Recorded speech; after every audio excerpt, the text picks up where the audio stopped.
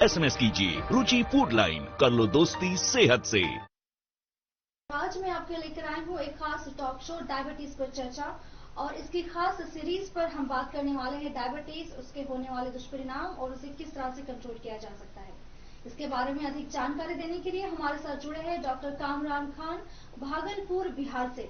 स्वागत है सर आपका हमारे टॉक शो में डायबिटीज पर चर्चा। आप अपने बारे में हमारे दर्शकों को बताएं।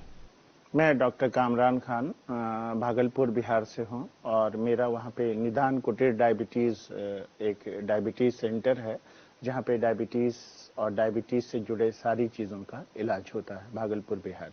सर मेरा पहला सवाल आपसे ये है, डायबिटीज में इंसुलिन का क्या रोल है?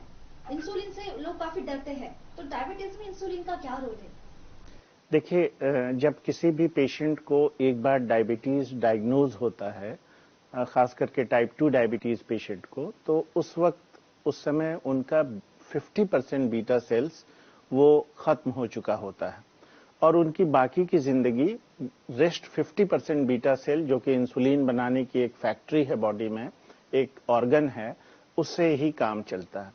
लेकिन एक ऐसी हालत आती है जब ये 50% बीटा सेल भी 2-4 सालों में खत्म हो जाता है और उस वक्त हम लोग पेशेंट को इंसुलिन पे डालते हैं।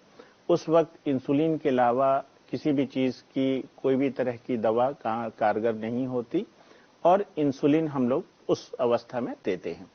उसके अलावा अगर हम ये चाहें कि ये जो rest of the 50% beta cells हैं, जो बचे हुए 50% हैं, इनको अगर बचा के रखना है, तो हम लोग डायग्नोसिस के बाद से ही इंसुलिन देना शुरू कर देते हैं।